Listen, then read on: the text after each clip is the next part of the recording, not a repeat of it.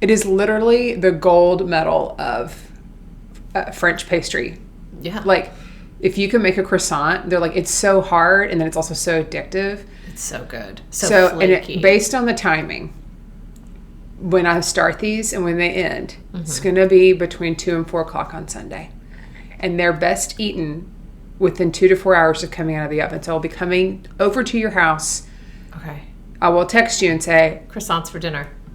Or just to taste, unless I burn them. No, bring them. But you're going to taste them because I'm going to follow this recipe exactly. Yeah. I'm going to do exactly what it says. It's hard to do. It is, particularly for somebody who does not like to follow a recipe, you know what I'm saying? I hate rules. That's about how much. This is enough flour, you know? So I'm going to need you to test it. Yeah. And then report back. I will. I tried to make a cake with the kids today from scratch. Oh. But I didn't really feel like reading all the stuff, you know? And I was like, I think I know how long to put a cake in the oven. Uh-huh. And then I didn't. Okay. Then it didn't cook. Okay, so you had an undercooked cake. Undercooked cake, so then I just put it back in the oven after I had turned it over on the cookie sheet and noticed that the bottom was liquid.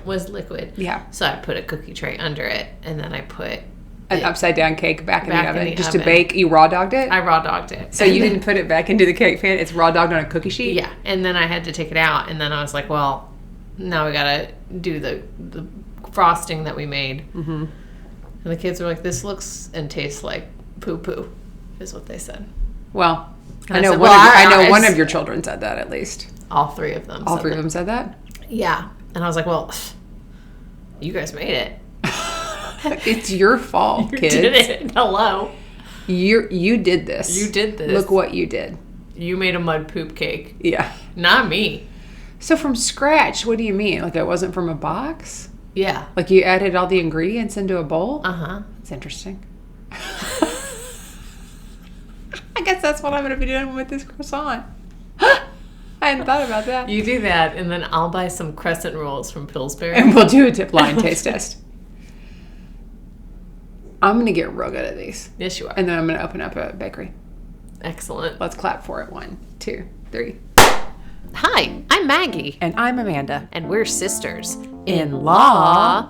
We're watching Suits 1 episode at a time. It's a show so nice, I've watched it twice. And a show so great, I'm watching it late. Thanks so much for tuning in. Maggie's never seen it and Amanda's obsessed. They don't wear fancy suits, they are casually dressed. They are sisters-in-law and they got a show about a law firm drama that aired a few years ago. Only Suits fans, only Suits fans. Only Suits fans, only Suits fans. Only Suits fans, only Suits fans.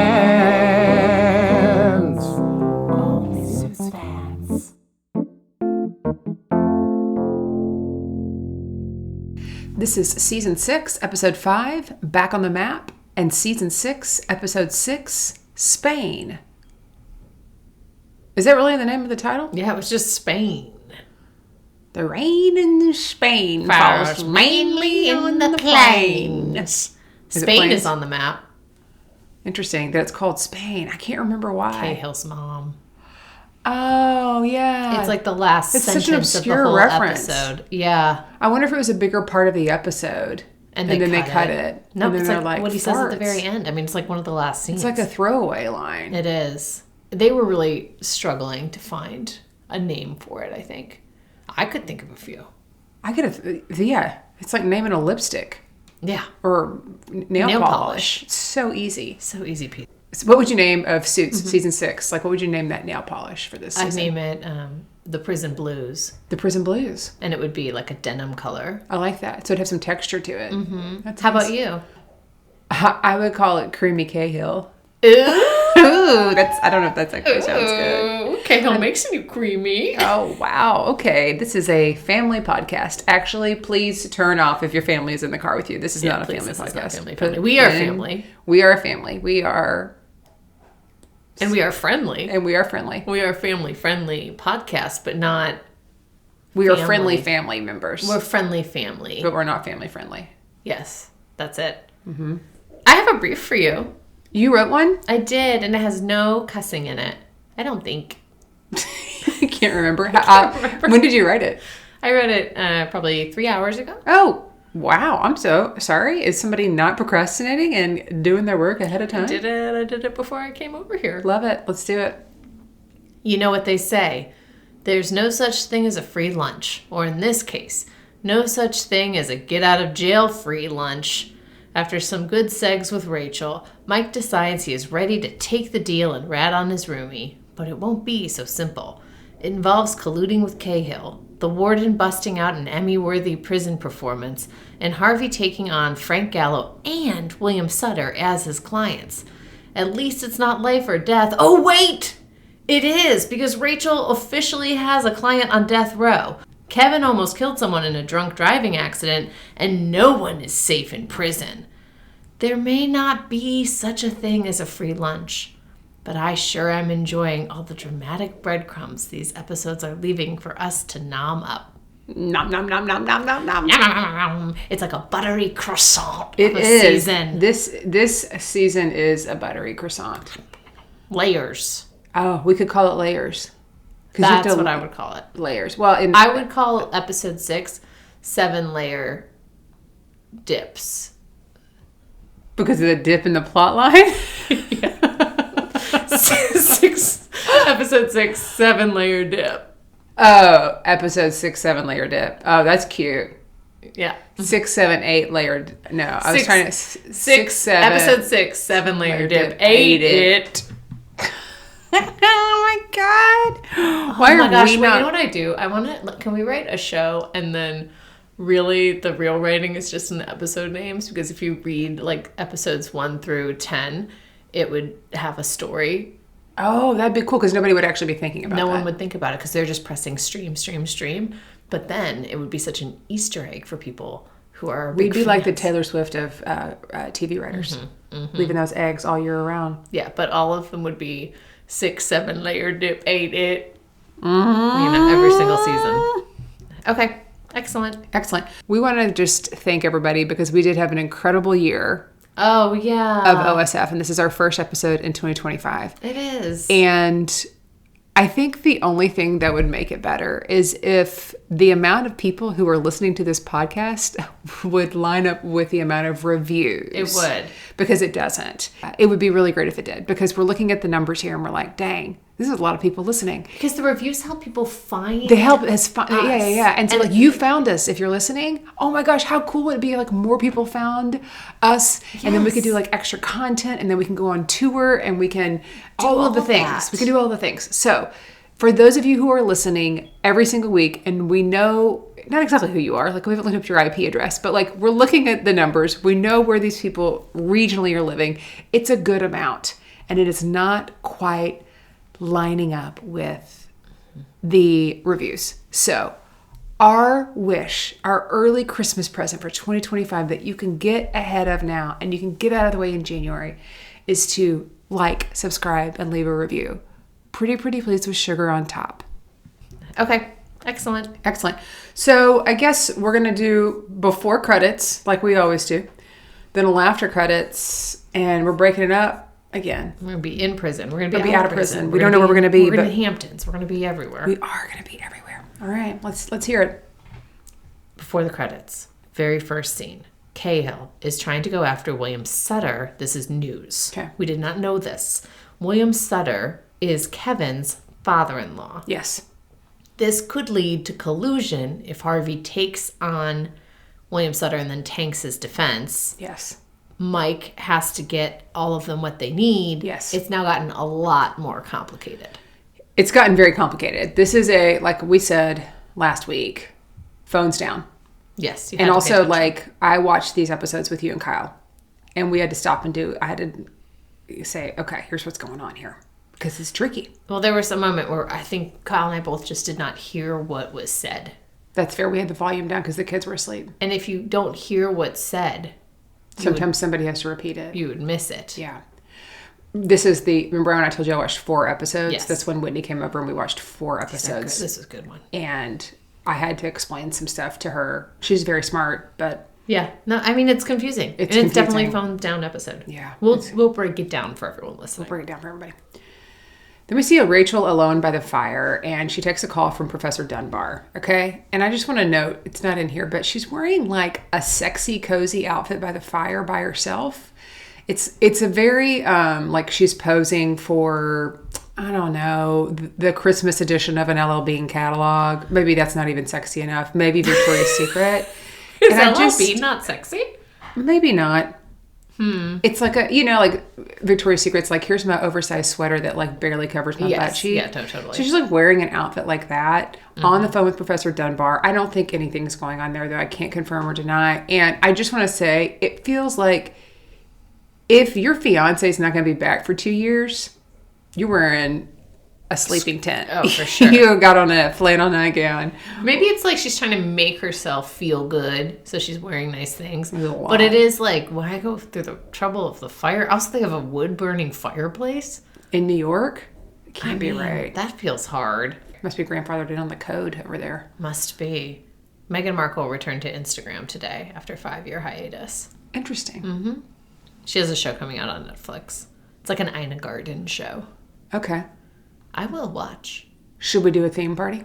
Yes. Great. She's by the fire on the phone, and she's talking to Professor Dunbar, and she's saying that Bailey doesn't deserve a retrial because there isn't DNA evidence. And so she's discouraged, of course, that she's not going to get this case. Right. Then we see Kevin. He's sleeping when Mike gets back from the quote-unquote infirmary. And Mike looks legit shocked that Kevin met Harvey. I don't know if did Harvey tell him that he met Kevin? No. So Mike might be actually surprised that Harvey was in the prison. No, he's not. He's playing along. I know. I just couldn't tell. He knew Harvey came in there. And met Kevin. Well, No. he may actually, you're right. He may be surprised that he met Kevin, or he might be just playing along. Yeah, I don't know. How can we even tell they're such good actors? We can't tell. And that's like so much acting in this is like, wait, he's acting, but would a real person be that good of an actor? I don't know. Sometimes. And that's what can end you up in the JAIL. JAIL. Kevin says, once you get used to having someone around you can trust, it's hard to go back. I hear that. Dang. I hear that. After the credits, we see Mike. He's looking at Kevin's pictures again. It's getting a little creepy. Kevin does not want to talk about why he is in prison. He's just not ready to talk. But Mike is really kind of putting it on him, saying, I gotta know, bro. Gotta know. Then we see Mike and Kevin playing cards, and Mike keeps winning, and he's like, that's what happens when you play with the genius. And then Harvey interrupts via a guard. A guard's like, hey, Harvey Specter's here to see you. Mike starts to get up thinking it's him. And it's not. He's there to see Kevin. Crazy. This is what we would call plot twist. Plot twist. Harvey tells Kevin he's William Sutter's attorney, and he wants to know what he's going to say when they come for him. And he tells Kevin that he needs to keep any doubts to himself. He's like, hey, Sutter's about to get indicted, and so that's going to make you super vulnerable, and then you can't tell anybody, anything. And then when Kevin's walking back to meet up with Mike, this guy comes up to him and he goes, hey, I have to talk to you about your roommate. And he gives Mike this death stare. And then Frank Gallo interrupts Mike and tells him that the indictment wasn't filed right. And Mike's like, well, oh, shoot, this is just a clerical error. I just need to use your phone so I can get this taken care of. And Frank's like, what? Like, no. But then he ultimately gives him his phone. Yeah. Was it an indictment for Frank? I don't know. I wrote down indictment, but yeah. I don't think it's an indictment, but I can't remember what it was. The paperwork. Yeah. We'll call it the I don't paperwork. know why I would put indictment. Yeah. Because we were just talking about an indictment. I don't know what it is. It's fine. We don't have to know the law. Mike didn't. Then Mike meets up with Kevin and he's like, hey, dude, what was with that death stare? Like, you just looked at me horribly. And Kevin's like, what about it? What about it? And then you have your glasses fucked up. What happened? Your glasses was just... Because of the hot tea? They fogged up my And you were glasses? just like looking at me like you didn't even know your glasses were fogged. They're so dirty all the time. Okay. Hang on. Okay. Kevin's like, well, should I trust you? Should I? Because I know you weren't in the infirmary. And so he knows something's up. And Mike lies and says, Harvey got me out to go to the hospital to get better treatment. And that's why I wasn't there. Right. Pretty quick on his feet. Yeah. Well, I mean, Mike has proven to be a very effective liar. I don't even know when he's telling the truth anymore. Either. I don't even know. Is his name even Mike? All right. So then Mike calls Harvey from Frank's phone and tells him the story about Harvey taking him to the infirmary. All right. Why would he tell Harvey that? Because he wants Harvey to know that Kevin knows and that he lied. Oh, okay. You're saying he tells him the story about Kevin. Yeah. Yeah, okay. And he also needs Harvey to file for Frank Gallo because it has to be filed by someone in person. And so that means that Harvey's going to now have to represent Frank Gallo. So Rachel's going to have to draft the engagement letter. And she's like, I just need to know, Mike, is this Cahill thing going to work? And it's a little moment of honesty here because he's like, honestly, Rachel, I don't know, but I'm going to keep trying. This season, while it's phones down, they very much like spend a lot of time telling us what they're going to do instead of like, I think about an improv like show, don't tell, but it's a lot of explaining what they're going to do more than they have. It's a lot of like, get your coat, it's cold outside. Yeah. Like mostly ending the scene with something like that. Yeah. Or also like telling us why something's funny or telling us why something, I don't know. It's just, it's a little more exposition than I would like. Yeah. Maybe because they know our brain's working hard to pick up all the other pieces. That's probably why. So we don't need to pick up. That's probably why. They're trying to give us a break. It's a brain break. That's so sweet. That's so sweet. Julius then meets with Mike, Julius Huxtable. And Mike says, I need to get a message to the warden, but I need it without the guards finding out. Yeah. And he kind of tells Julius about ratting on Kevin and being an informant and all of this. And Julius is so pissed that Mike is going to rat on his roommate. Yeah. Which I thought was interesting. Why did you think it was interesting? Because Julius cares about, like, not serving justice to people if you can get an informant. Or what's, like, why is he so mad at Mike? Because Mike's gonna... I think it's because he was, like, going to all that trouble to get him in the kitchen. Get him in the kitchen. And, like, he's like, I need to be able to protect Kevin. We need to be able to stay together. He's like, I was doing all this to help you. I stuck my neck out, got Kevin a job in the kitchen. And then now this is happening.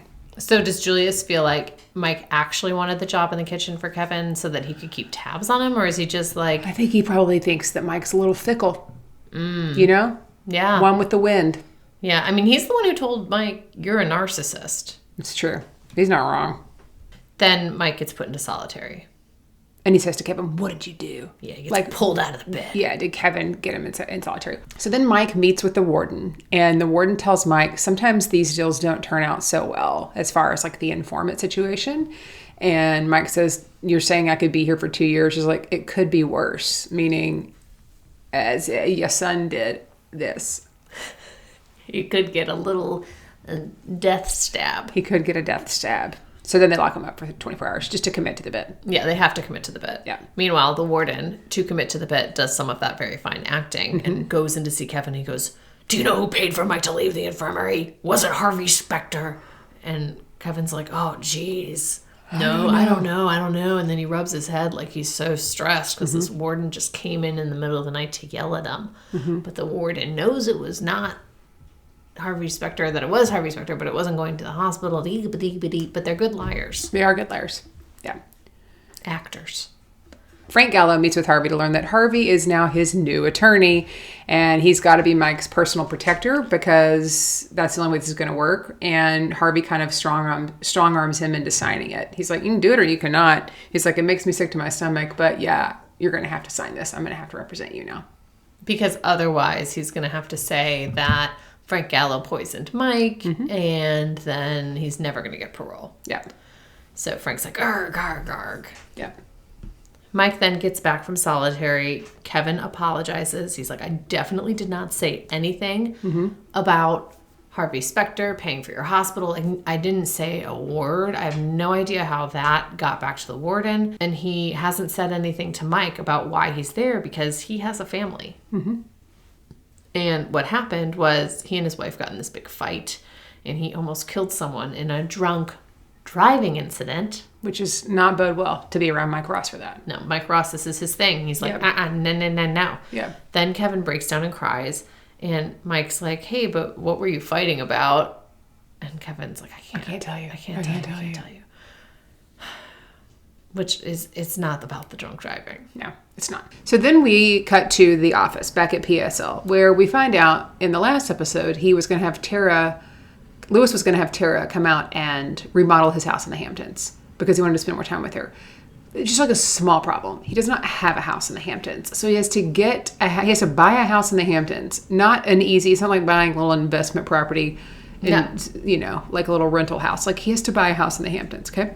So then he asked Donna to help him. And he said the only logical way that I can spend time with her, meaning Tara, is if I do this, right? So Donna pumps him up to ask her out and not trick her, but then ultimately she just agrees to help Lewis find the house. She's like, Lewis, don't do this lie. whole crazy scheme. Just come out and say, like, I want to spend time with you and get to know you. And he's just so nervous because he's all alone. Yeah.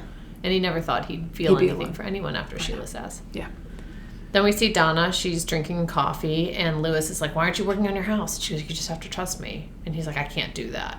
I can't trust you. So he's going to take this back, and he's going to find himself a house. Yes. He's scrolling through all the houses in the Hamptons. Cannot find anything. And I'll say, looking over the shoulder, I saw a couple that looked like some lookers. Yeah, there's some real nice houses there. Harvey walks in and he asks how to stop the suspension of William Sutter's trading license, because that's going to happen. We're going to talk about it. But they ended up suspending William Sutter's license. And this is like Lewis's thing. He's the money dude. So Harvey needs some help. Lewis says he can't. He's like, I don't know how to do it. And he wants to know how this is about Mike. He's like, tell me what's going on. Mm-hmm. You know? Yeah, there's a lot of things going on that Lewis needs to know. Yeah, he feels a little left out because he's right in the middle. And I know you get distracted when you're trying to buy a house. Yeah. Particularly to pretend that you have had it for years, that a woman can come in. Is a really good realtor. He doesn't need to get a realtor. Please check out Amanda Austin if you're in the DFW area. Thank you. And good night and good luck. Okay. Lewis just simply cannot find a house, and Donna won't let it go until he admits that his outburst was like about missing her. Yeah. She turns her back to him on her little wheelie chair while he spills his heart out and is like, I have Gretchen, she's great, but she's not you. I miss you.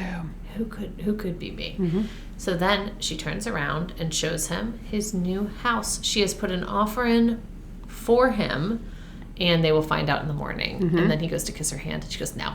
No. I love their banter. It's so fun. It's really cute. Yeah. Next up, we have Rachel in the pro bono case. A lot of balls on this girl coming in asking for a pro bono case when she's just a paralegal. You know? She's a paralegal. And they're paying for her law school paid for, even though Daddy Zane can totally fit the bill. She really does. She actually kind of makes the best decisions. I mean, she gets the most stuff done for her. Yeah. Except for maybe Mike. Yeah. You know what? I take it all back. Yeah. Rachel tells Mr. Bailey that Mike is in prison because he's like, you don't even know what it's like to be separated from people. She's like, yeah, I do. My fiance's in prison, but for only 2 years, you know? And then he asks if it was forever, would she give up on him like she did him? Yeah, he's pissed. Yeah, he's pissed. But it's not really, I mean, Rachel is just a lawsuit and a paralegal. She can't make the decision. Yeah, and I understand being upset. Yeah. Rachel then meets with her professor. In a much less sexy Victoria's Secret. This is like true, probably LL Bean for school outfit. Right. It's more like I go to Columbia Law. Yeah. And he cannot provide the resources to take on Bailey's case. And she says, wait, I can do it. If I can get the resources, can I do it? And he's like, sure. Yeah, sure. You got the money. Come on. Rachel asked Jessica to do this pro bono case, but Jessica's like, I cannot spend 1 minute on anything that doesn't make me money. I feel that. I mean, she's in... And I don't mean I feel that right now. I mean, like, I'm saying, having owned a business, there are times you're like, oh man, I really want to do that, but like, I got to make us some money. Got to pay the bills. Got to pay the bills. Yes. Yeah. Not the Buffalo Bills, just the bills. Yeah. Although, I believe... Let's go Buffalo. You believe. Okay. This does change by the end of the episode because Jessica's walking by Rachel in the lobby of Pearson Spector and says, you know what? I am going to take it on because I've been out there trying to drum up business. And I actually don't want what people see when they Google Pearson Spector is like this Mike Ross fraud thing. I want them to see innocent man freed by Pearson Spector. Noticeably leaving off the lit. I did not notice that in all the times I've watched this, and you called it right there.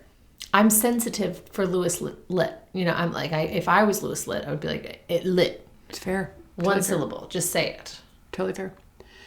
Then we see Harvey and my boyfriend Cahill. They are colluding. Harvey and Cahill are colluding. But they're not. But they kind of are. They're colluding, for sure. Harvey Specter walks right past Julie, the receptionist, to talk to Sutter. All right? He knows he did this all on purpose because Harvey owes him one. Harvey then goes to see Kevin because Kevin is now the biggest liability. Mm-hmm. And we had seen this earlier because, Harvey had showed up at the prison. And Mike calls Harvey, who tells him he will get him something to talk about. He's like, he's not telling me anything. And Mike's like, please, Harvey, give me something. Like, I need to know. Mm-hmm. And Harvey's going to get it for him. Yeah. Yeah, this was interesting that William Sutter specifically sought out Harvey Specter because I thought that it was like no one would touch William Sutter with a 10-foot pole. But he's like, no, I need Harvey Specter. He specifically needed Harvey Specter because Kevin and Mike are roommates. Mm-hmm. And how did he get that info?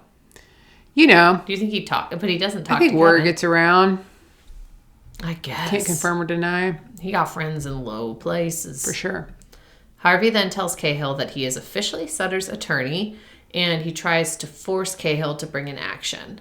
He's like, you have to do the indictment, and if you don't, I'm going to get you for, like, harassment. I'm going to get you for all these other things. Mm-hmm. And Cahill's like, no, I'm not going to do it. My case isn't ready. Then he leaves it with, you want action? You got it. But it is not the action Harvey wants. Yeah, so Cahill actually suspends Sutter's trading license. Harvey calls him. Cahill is mid-sandwich. And he was like super pissed at him. And then at the end, he crunches his chips on the phone and Harvey throws the paper in the trash. I have a deposition for you. Yeah. This sandwich that Cahill is eating looks delicious. Uh-huh. Are you a hot sandwich or a cold sandwich girl? It depends on the sandwich, but typically a hot sandwich. The reason this is so hard is that I have that disease where you can't stand to hear people smack and crunch. It's a something phobia or whatever. You have it. I have it. I can't. You're so afraid of it you can't even say the name of it. I don't even know what it is. And so when I think about this scene, while I'm thinking about a hot sandwich and even hotter Sean Cahill, I'm also thinking about how he crunched that. And I think it's so gross. I also am just like, hey, people, close your fucking mouth. We also got in a lot of trouble if we chewed with our mouth open growing up. So maybe that's what it is. Yeah. But hearing people smack and just like chew with their mouth open. But like his crunching, I'm still hearing it. And like when it happened on the show, you laughed and I was like, cringing. Yeah. I was laughing because I was like, he's doing that on purpose. Yeah, I can't handle it. He knows that's an offensive sound. Yeah. Mm-hmm. So, but a hot sandwich. What about you? Yeah, like a toasty bread. You know what? It really just, it's a shame it's not around anymore. Quiznos. It's not around? Maybe it is. I haven't seen a Quiznos in When's the last time you saw a Quiznos, right? Huh? When is the last time you saw a Quiznos? Because all their sandwiches I don't know. were all toasted. Yeah, they were great. They went through that little sliding machine. It was so good. That was good. Potbelly's not bad. Potbelly's is good. Yeah, but I mean, I miss a Quiznos. I do like a cold sandwich from Jimmy John's. Sure, but that's their thing. Yeah, you know what? I like a French bread with turkey, mayo, tomato, lettuce. Oh, I'll have that cold or toasted. Yeah, but like some of the fun stuff really should be coming in hot. Oh, yeah, you got coming in hot. Coming in hot, but no crunch. No crunch. No crunch. Lewis comes in to see Harvey, and he has a workaround for Sutter. So they can't like stop the suspension, but they can make it so he's trading under another person's trading license. Yes. So all they need is for traders to bankroll him, and they'll be good to go. And then he's like, Lewis says something like, I just really care about Mike, and I want to help him out. And Harvey says, actions speak louder than words. And you doing this says it all. It's very like, I'm going to explain. I don't know. It's almost like the writers, Carl and the rest, are thinking, Gabriel Mock is so good at delivering lines. Let's see if he can deliver this. That's fair. Maybe they are thinking that. We hadn't thought about that. Then Harvey tells Jessica that he took Sutter on. And she's like, okay, just tell me what's going on. The thing is, they're not going to get his investment business until after they win. And he asked her to help with the traders. So They really need his investment business because that's going to look good for them. Also, it's going to make them some cash money. They need some money. But Sutter's like, no, you have to get me off these charges. Well, here's the thing. They're not planning to get him off. Right. They're planning on losing losing so they can get Mike out. I know. And so then we need Jessica to go in and talk to Sweet Stew, stir up that pot. And he's leaning over the computer with his little stupenders. Yes, his stupenders. And she's like, hey, I need you to do this. And he goes, what, do you have another favor? And she was like, this isn't a favor. This is an action you need to take. Mm-hmm. And he's like, what happened to this firm? And she goes, hey, Google it. Google it. Google it. They did that a lot in this episode. Google it. Google it. Yeah. And so I guess he's going to do it. Yeah. Cahill is ready to go up against Harvey. Harvey tells Sutter he needs to sign some paperwork to trade through Stephen's investment. And they're in the courtroom like this is about to start. He says to the judge, Cahill is antagonizing. They've always had like a history and Cahill should not be on the case. And then Cahill's like, I'm not getting off the case. He was like, if anything, Harvey needs to get off the case. And then the judge is like, what do you say, Mr. Sutter? And William Sutter goes, Harvey's my guy. And so they ended up kind of tricking Sutter into keeping Harvey as his attorney of record. No one's going to suspect them of colluding when they have an argument like that. No, never. Never. Never. Later, Cahill goes and confronts Harvey about trying to get him thrown off the case. They enjoy a scotch together in the office. And he's like, this will be the last time because indictments are coming down tomorrow morning. They'll be coming down tomorrow when they come. They'll be coming down tomorrow when they come. Those indictments are coming. William Sutter, he ain't running. And the indictments, they are coming when down. they come. We tried. Yeah, that was good. That was really great. Speaking of mountains, let's talk about episode 6 because there are mountains in Spain. There has to be. It can't be completely flat. Barcelona's like all on hills. Is it? Yeah. I think so. I've seen pictures there. Listen to us. We're so worldly. When we were at a restaurant the other night with Kyle, my brother, your husband, and you and I are foodies. Yeah, we are. Probably much more than Kyle. Mm-hmm. And we said something, like we were trying to order and just like really stumbling over something. It was about the soup. And I was like, I don't need an extra spoon for the soup. And then... Because you were going to just taste some of my lobster bisque or whatever. Mm-hmm. And then Kyle said out loud, have y'all ever been to a nice restaurant? Yes, Kyle. We've been to many. Yes. Yes. And I know that there are mountains somewhere in Spain. I'd venture to say there are mountains in every country. You Googling it? Don't get that British lady to give us the answer and tell us how to pronounce mountains. Mountains. Yes. Are there mountains in every country? Mountains can be found on every continent and in almost every state in the United States. There you go. What state doesn't have them? It's rude. That's a good question. Who said almost every state? Okay. What's Oklahoma? Flat? No, Oklahoma's got some mountains. They do? They're like little. I mean, what's a mountain, really? Or a molehill? Mountains. Florida. Florida doesn't have any mountains? Yeah. That makes sense. Yeah, that does make sense. Why didn't we think of that? Also, how embarrassing that we didn't remember about old Florida. It's going to fall off. Well, no mountains. Yeah. All right, let's talk about episode 6. In Spain. In Spain. Before the credits, Harvey is sitting in the middle of visiting hours, like just, in like the cafeteria setting, not in a private room. And Harvey tells Mike they meet in prison, and he says, Rachel's dead. Kevin killed her. Drunk driving. Mike, wake up. And Mike is just like, no. But this, of course, is a dream. And Kevin is the one trying to wake Mike up. All right, I'm not easily fooled. But the first time I watched this, it took me a while to realize it was a dream.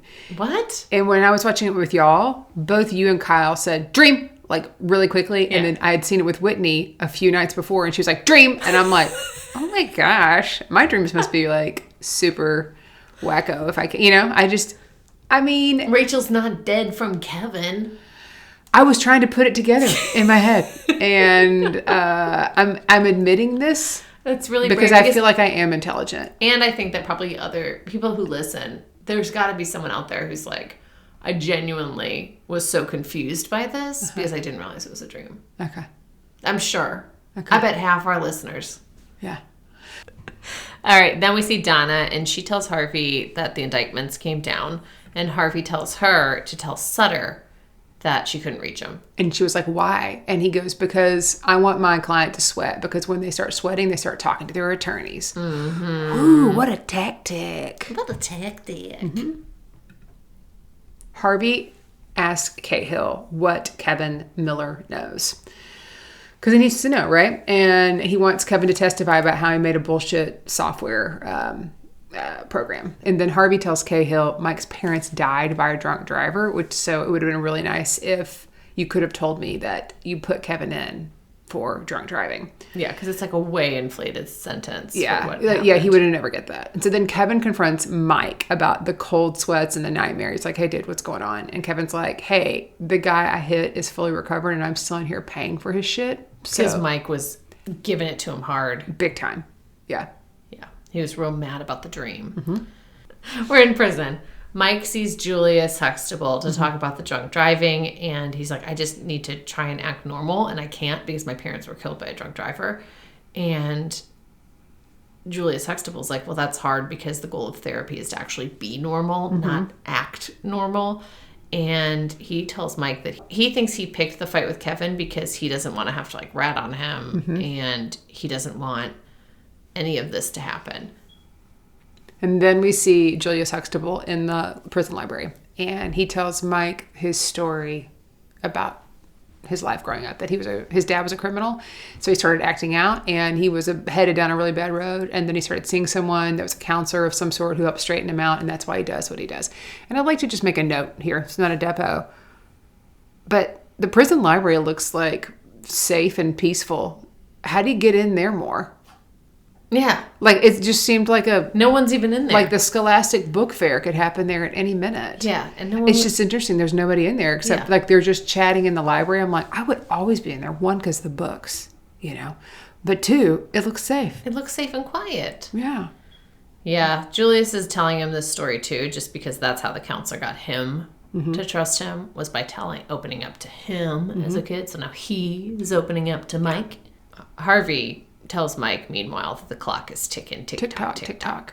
And he bought some time, but now Harvey needs Mike to help him with a mock deposition with Kevin and Sutter in the prison. Yes. And he's going to have to do a great Sean Cahill impression. And Mike's like, I don't think I can do this. And Harvey's like, you better, because you need to light a fire under Kevin's ass. Yeah, and Mike doesn't want to do it because him and Kevin are beefing. They're still beefing over this drunk driving thing. They're beefing. Which I've gotten into fights with people in my sleep. So I get it. Have you really? Yeah, because I'm a sleep talker. Yeah, but you don't walk though, do you? I do. Well, I haven't in a minute, but I'm a sleep talker, sleepwalker. How bad is it? I don't think it's that bad anymore because I'm waking up every couple hours to deal with a child or something. But when I was in college, my roommate and I got into a fight when I was sleeping. And when I woke up, she says, I'm really sorry. And I go, I don't know what you're talking about. And she goes, well, I knew you were sleep talking, but I was really frustrated because you keep sleep talking and scaring me at night. So I got into a fight with you. Why were you scaring her? Were you saying scary things? Sometimes I would just be like, what's that? Or it was just startling? I'd start laughing. And then she'd be like, why are you laughing? And I'd be like, because there's a party in the closet. So I get it. Like, okay. I get people holding on to things that aren't fully real. Yeah. Then there's a practice deposition, and it's with Kevin Miller and Sutter. And this is like a normal deposition, 2 people at once, right? Kevin gets heated, and he asks for the guard. Yeah, he's like, get me out of here. Because Mike's like, oh, isn't William he's pressing his luck because, yeah, it's now not about whether or not, like, Kevin Miller is going to say anything. It's that Sutter never came to visit him, and that Kevin is sick of protecting him, and, like, all this kind of stuff. Like, you had all of these luxuries taken away from you when you were put in prison. Like, we see Kevin is about to C-R-A-C-K. I said crack. You said snap. Crap. Crack. Snapple. Pop. Yep. Off at the guard. Yep. Is this normal to have 2 people in a deposition at the same time? Isn't it usually like one person, many attorneys, but like one witness in a deposition? Because you wouldn't want to like collude their stories? I don't know. It's a good It question. was very dramatic. It was very dramatic. I mean, I think Mike could have done a little bit better, Sean Cahill, as far as like acting like him. Yeah. But he was saying the kind of things that Cahill would say. Yes, for sure. As far as like dialogue goes, you know? And knowledge of the law. Yes. And then Harvey tells Sutter, he's like, don't worry, Mike's going to calm Kevin down. Yeah, he's like, he'll get him to chill, take a chill pill. Mike follows up with Kevin about how it ended up with him 3 years ago and how he turned this deal down. He was like, what's going on here? And because Sutter wasn't the only one involved, it turns out that his wife already knew that Sutter was doing inside trading. And so he didn't take the deal because he was trying to protect her. She was in on it. And so he had to choose between 3 years inside or sending his wife away, like for who knows how long. Yeah. And he's talking about Jill. His wife's name is Jill. Yes. And how they're from these totally different worlds. And Sutter never really fully accepted him. And then one day was like, hey, you're this computer geek. Can you write me a program for trading? And he thought, oh, wow. And he was like, oh, my genius son-in-law. So it's like extra insulting because he just wanted A cover to do his illegal things, and he used Kevin as a pawn in it. But what's also upsetting is that his own wife knew there's no way that my husband actually wrote a program that my dad's trading with. Right. So he's just the biggest sucker in the world. Yeah, it sucks. He's covering for his wife, too, you know? And Mike says, listen, you could get Jill immunity, and then she could testify. And Kevin says, no one can know anything about what I have just said to you. And Mike promises him, he gives him his word that he's not going to say anything. But will he? I don't know. I can't confirm or deny. Then we see we're outside of the prison. We're outside of Danbury. And we're dealing with Lewis and his Hamptons house, right? Donna has champagne to celebrate. He got the house, right? And he's making a replica of the house and a nice wood for Tara to see her designs come to life. And he's talking about, all I can think about is my wood and all the nuts, right? Like, it's just... He's got all these sample wood, and some are firmer than others. Yeah. You really got to get your hands on them. Honestly, LHF, low-hanging fruit. It is low-hanging fruit. This is low-hanging fruit. I mean... Because here's the thing. They were getting away with doing some riskier stuff on the writing, and, this is low-hanging fruit. This is a dumb wood dick joke. Lewis is always getting dildos smacked in his face and mud up his butt, though. Yeah, and eating ass and stuff. He's always eating ass. Right. This is this is par for the course for Lewis Lit. Mm-hmm. Yeah. And then Tara and Lewis meet, and she wants to see the house in person. And she wants to see the day after tomorrow. She's going to be out in the Hamptons and then have some lunch, which is a problem because he does not own it yet. He won't have it for 60 to 90 days. Right. And he's like, oh, yeah, totally. We can meet at my ancestral home that I have had in my family for so long. Right. Ew. Then we see Donna is in the executive kitchen, and she's not supposed to, but she's like, I made the executive decision to be in the executive kitchen. Yeah. And she is needed by Lewis to get him unfettered access to this home. Mm-hmm. So she goes, I'm going to need a double latte to get that done, which is kind of wild because that's a ridiculous request. A ridiculous request? A ridiculous request? A ridiculous request. What, the latte or the house? No, getting into a house. I thought you were saying the latte. I was like, no, this is very on brand for her. Remember when they're stressed, they drink the sugary drinks. Yeah, they drink the sugary shokes. Mm-hmm. Lewis has the house from 10 to 2 the next day. Donna came in. She got photos reframed of Bruno and Mikado, all in the style of the house. They're going to make it look like... I love that those two pictures are going to make it look like Lewis lives there, right? Yeah. And so they're going to go out to the house. But then they are setting up the house, and they have his his Degas paintings and all of this stuff, really making it feel like a home that Lewis might live in. And they have it for, these, 4 hours. Mm-hmm. So great. And Tara arrives, and Lewis kicks Donna out, go out the servant entrance, whatever. And he lies, obviously. Because the couple walks in, they're like, what the hell's going on? At first he has this weird dream. Oh, yeah. Where she's like, this is perfect. This is incredible. It's been in your family since Grandma Lit. This is perfect for us, Lewis. And then he imagines her saying that she loves him. Right. But she's not saying any of that. It's just this total daydream that he's having. that he gets snapped out of when the owners walk in, and they say that, you know what, we're the owners, and we were going to sell to this freak show until now. Yeah. Now we're not going to sell him this house. Yeah. He runs after her. And she was like, I know what you're trying to do. You're trying to get free design work. You did that to me at the firm, and then you didn't hire me, and then you did it here before you bought this house, and you're not going to hire me. He's like, no, actually, you're perfect, and I want to date you. And so I was going to pretend to buy this house so you could remodel it so I could get to know you. I did buy this house. Yes. And she thought this was romantic. Which is wild. Which means, you know what? They deserve each other, to quote Wicked. They do deserve each other. I think I would run for the hills. Run, but with my back. Like, I'd run, like, you know, like a scary horror movie. Like, run, but don't turn your back on the person. That's how I would run away from Louis Litt in this moment. Would you? Yeah, I'd be like, ah. What if he looked like Harvey Specter? Even creepier. Okay. Even creepier. Okay. Yeah. I think I'd probably run. You would? Yeah. I think I'd just be like, I need to take a minute to process this. Please stay away. Yeah. Because it's also like a relationship that starts in deceit ends in deceit. So it's like, if this is how you're going to start this relationship, then... Yeah, that's not a romantic gesture. That's a humongous lie. Also, like, it's a lot of money. So much use money. that what on a something waste. else. Yeah? Jeez. Speaking of money, Rachel's not getting any for no this cash, pro bono no case. De Niro. But she is trying desperately to get Jessica to look at Bailey's file, but Jessica's like, listen, it's going to have to wait. Yeah. Like, I'm doing this. I told you, I gave you my word that I'm going to do it, but you need to just take a moment because I have other things I need to do. Yeah. She drafts a motion and she needs an attorney to submit it. And so she goes to see her professor, Professor Dunbar, again, still in appropriate clothes, except that actually she's not in appropriate clothes. Strike this from the jury. You, me, Kyle, and Whitney all hated this shirt. It's awful. It's half linen and half like silk. And the pocket is split on it. And it's weird and we all hate it. Yeah. Everybody hates this shirt. Everyone hates this shirt. Wear a different shirt.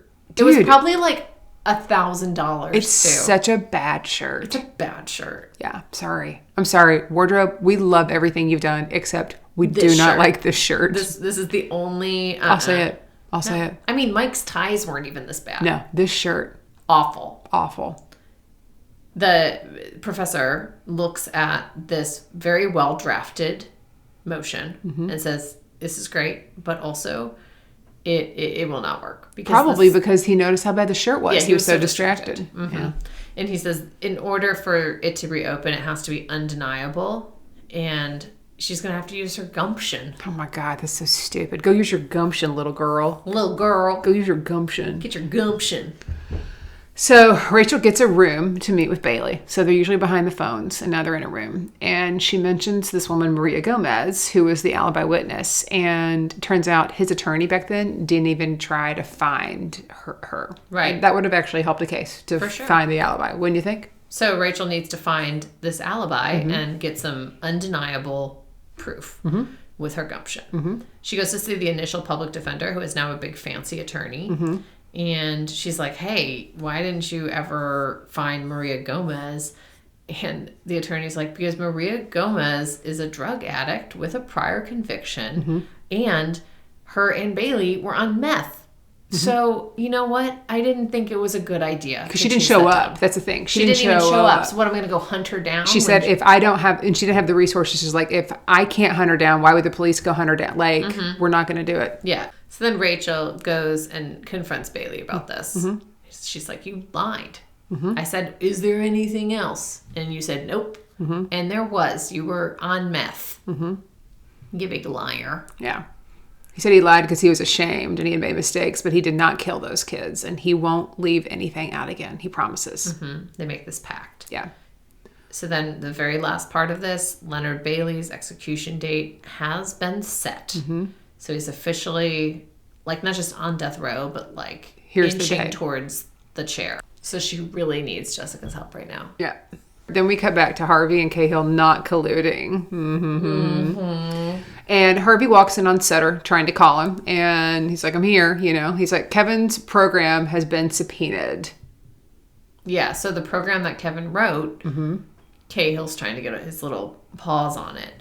And Sutter says, you know, I don't want them to have that because it's mine and it's proprietary. Yeah. But also, some of my best deals, I just know. Yeah, and then he was like, name a stock. And so, like, Harvey says something, and then Sutter starts doing his dang thing. He's like, it's just what I do. I know how to do this. He's very Mike Ross in this moment. He is very Mike Ross about this. Less purple hair. Yes. So would you say that Sutter, Depot here, would you say that Sutter is less or more of a criminal than Mike Ross? Well, I don't know, because, I mean, in this moment when he did this, I was like, is it illegal for him to just know what's going on with all these companies? Like, that's not illegal. Like, if he has, like, if he's got a photographic memory and he can just, you can pick a stock and he happens to know, like, everything in the news about that stock, like, that's not illegal. That's everything in the news. That's not insider trading. Insider trading is not... Was he naming insider stuff when... That's what he's going down for. Yeah, but I don't know, like, when he's just said pick any stock and then he rattled out things about, like, oh, the CEO and the do-do-do-do-do, it didn't seem like it wasn't public knowledge if you went digging far enough. It wasn't like someone tipped him off to that random stock that he picked. So in my head, I was like, I don't know, maybe he's like a Mike Ross and he's just really good at trading stocks and it looks like he's inside trading, but he's not. He's just got a photographic memory type thing. Interesting. Okay. Yeah, I mean, I don't know. I mean, it's just this came to me. And if that's the case... I didn't even plan this step out. Yeah, but I mean, if that's the case, then I think Mike Ross is a bigger criminal because he was deceiving... everybody. Intentionally and knowingly. But if you're, like, just really good at remembering things you see about stocks... Like, if Mike Ross had been an actual attorney and was just that good... Yes, then they'd be the same. Exactly. Okay. Tomato. Let's call the whole thing off. All right, then Jessica meets with Sutter to get his investment business. She slides on in when he's eating lunch and does it in public to make it look like they're already clients because she needs his investment business because it looks good. It's one of the reasons that she ended up taking that pro bono case because people are asking, like, why don't you have his investment business? Like, we got to have the investment business. So he's got it. And he's going to sign it over. Yeah. Cahill then officially asks for the software. And Harvey presents evidence that subpoenaing proprietary software like this would actually sink the company. So they are in court. He gives an example of Cahill doing this to another company, and then 6 months later that company closed. So the judge sides with Harvey and Sutter and denies the request for Cahill to get the software subpoenaed. Harvey and Sutter celebrate. You know, Sutter says he's got nothing and to go for a dismissal. And Harvey says it's a terrible idea because he wants Mike to get out of prison. Yes. And Sutter says he'll have to do it. If he doesn't do it, then he's going to get Jessica to do it because he just got Jessica to somehow convince him to turn over his business. So you're going to do this one way or the other. Harvey confronts Jessica about going behind his back and tells him about how he is leveraging this to get the case dismissed. And she's like, look, you're going to have to figure it out. I had to get this because everybody's saying, why don't you have his investment business? Right. And we need this. Suspicious. And you know what? Fine. Use this to get Mike off and then we'll be able to build back up. But like, sorry, betcha. I had to get some cash money. Yeah. And we'll be fine to not have his business if he goes away to prison, whatever. We'll be okay. Yeah. Then we see Harvey eating street food. It's a lot of food for Harvey to be eating. He's usually eating a single item. He never has a full meal deal. He has a whole bag. He's got a whole bag. He literally got the combo. And in that bag is the information about the program. That he's been holding. Like. Yeah, he's got all the. He's like, I've got it. Proprietary. And Cahill's like, no, take that garbage and throw it away. Which I'm like, hey, Cahill, to remind you of the lyrics from our friend Shania, it's a little too late to do the right thing now. You know? Yeah, but he doesn't want to take like direct, like it's one thing to be like, we all know the end goal. It's covered in ketchup. But this is, too much. And who wants to have that in your trash can? Yeah, and throw it away. You calling it collusion with a side of fries really got me going. Thank you. That's the name of the episode. Excellent. Then we see Harvey. He's using a Dell computer. Which is interesting because we've seen him using a Mac before. But now they've switched Probably to Dell. Sponsorship, yeah. Donna shows him the subpoena to deposition Kevin and Sutter. Harvey says, okay, they're going to need to use this. We're going to need to figure out how to use the subpoena to work in our favor. Yeah, it's going to drag it out because he can't file a motion to dismiss until those depots have happened. So Harvey picks up Sutter on the street. Interesting, Sutter's out in the street. It's kind of like, Anita Gibbs. How she was always out on the street. Always These bad, slimy people out on the street where they belong. A bunch of worms coming out when it rains. Harvey picks up Sutter out on the street to tell him about the depositions. And he said, hey, I'm going to take you to prison because he's going to have to go meet up and do this little foursome. Not Charles Foursome, but a foursome with Cahill, fake Cahill. Fake Cahill, who is Mike Ross. Kevin Miller, who's Harvey, who is Sutter. Everybody knows about this foursome. Yeah, which we already talked about this deposition. So, right after that deposition, Harvey's back at the office. Working late on that Dell. And Cahill comes in. And he tells Harvey, my mom was a first grade teacher and she always wanted to go to Spain. Hence the name of the episode. Yeah. But you know what? All the teacher pension fund was invested with Sutter, who mismanaged it. Then she didn't get her pension and she died a few years ago, still working, even though she should have been retired. She never got to go to Spain. Now Cahill wants the program. He's like straight up like, I'm coming. Because the judge moved forward with dismissal.